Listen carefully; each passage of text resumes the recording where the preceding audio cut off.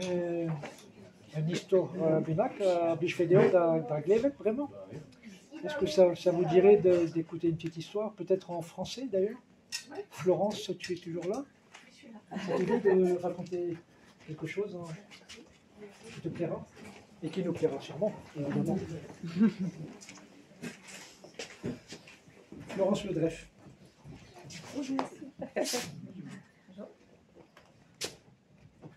Anna et Jobic s'aimaient d'amour tendre. Mais la vie, elle n'avait pas été très tendre avec eux. Anna et Jobic, ils habitaient une toute petite ferme à Brélès. Ils avaient un cochon, un champ, quelques poules. Et avec ça, ils avaient bien du mal à nourrir leurs nombreux enfants. Ils avaient 7 enfants. Alors un soir, Jobic, il est venu voir Anna.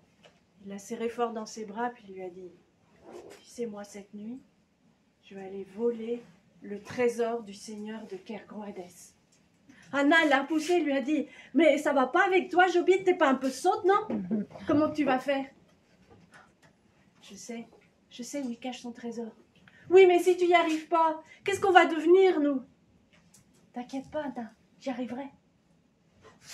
Alors Jobic, il a attendu que la nuit soit bien noire. Et puis, sans faire de bruit, il est sorti de la maison. Il a pris le petit chemin qui serpentait dans les champs, dans les prés. Il a traversé le bois, et puis, quand il est arrivé bien au profond du bois, entre les feuilles au loin, il a vu le château. Il a vu la tour du château de Kergroades. Alors, il s'est approché du château, et puis il a escaladé la tour, et il est rentré dans la tour. Mais ce qui devait arriver est arrivé, et il s'est fait prendre. C'est qu'on lui avait dit que le seigneur de Kergroades cachait son trésor dans la tour du château. Ce qu'on ne lui avait pas dit, c'est qu'il y avait 2 tours au château. Il y en avait bien une où il y avait le trésor, mais l'autre, c'était la tour des gardes. Jobic, il s'est fait prendre, mis dans le cachot, condamné à être pendu le lendemain. Quand le lendemain matin, Anna a entendu ça, elle a senti des larmes qui montaient dans ses yeux, et puis elle a relevé la tête fièrement. Elle a lissé son tablier, elle a bien ajusté sa coiffe sur sa tête, elle a quitté la maison. Elle a traversé les champs, les prés, le bois. Elle est arrivée jusque sur l'esplanade, là, devant le château de Kergroades. Elle a soufflé un bon coup. Elle est passée sous le porche, s'est retrouvée dans la cour. En face, il y avait les escaliers, le perron qui montait. Alors, elle a monté les marches. Elle a frappé à la porte.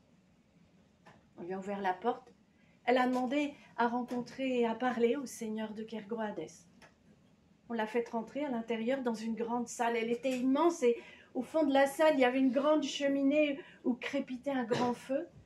À côté, un fauteuil où était assis le seigneur de Kergroades. Anna a fait 2 pas dans la salle. La tête baissée, elle a dit: s'il vous plaît, libérez mon mari. Ah, quoi, a dit le seigneur de Kergroades, tu veux que je libère ton mari alors qu'il est venu cette nuit dans mon château pour me voler mon argent? Et pourquoi je ferais ça? Anna a relevé la tête, elle lui a regardé, elle lui a dit: parce que je l'aime. Et mes 7 enfants l'aiment aussi. Si vous tuez mon mari, nous serons 8 à le pleurer. Et vous, seigneur de Kergroades, vous êtes un bon seigneur. Vous ne voulez pas que vos sujets soient malheureux et qu'ils pleurent, non? Ah, toi, tu sais bien parler. Eh bien, je te propose un marché. Je vais te poser une question. Si ta réponse me convient, ton mari sera libéré. Dans le cas contraire, il sera pendu dès cet après-midi au gibet près des colonnes de justice. Sa tête est entre tes mains. Acceptes-tu le marché? Anna a juste hoché la tête. Oui, elle acceptait. Très bien, a dit le Seigneur.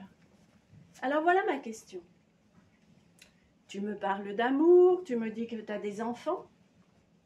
Eh bien, lequel de tes enfants préfères-tu?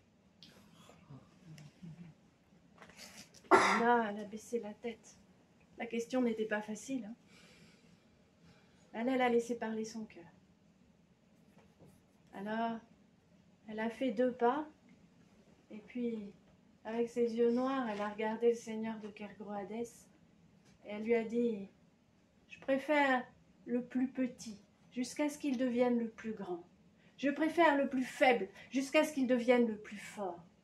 Je préfère celui qui a faim, jusqu'à ce qu'il soit rassasié. Je préfère l'ignorant, jusqu'à ce qu'il soit instruit. Je préfère le malade, jusqu'à ce qu'il soit guéri. Je préfère celui qui a peur, jusqu'à ce qu'il soit rassuré. Et je préfère celui qui pleure, jusqu'à ce qu'il soit consolé. » Bravo, Anna. Bravo. J'admire ta sagesse de mère, ta sagesse d'épouse. Je ne ferai pas de toi une veuve. Garde, libérez Jobic. Anna s'est redressée, elle s'apprêtait à sortir de la pièce. « Attends un peu, Anna. » Il a mis la main dans sa poche et lui a jeté une bourse de pièces d'argent. « Tiens, avec ça, tes enfants n'auront plus faim. » Et c'est comme ça qu'Anna et Jobic ont pu encore vivre très longtemps et s'aimer d'amour tendre. Et c'est comme ça aussi que leurs enfants n'ont plus jamais souffert de la faim.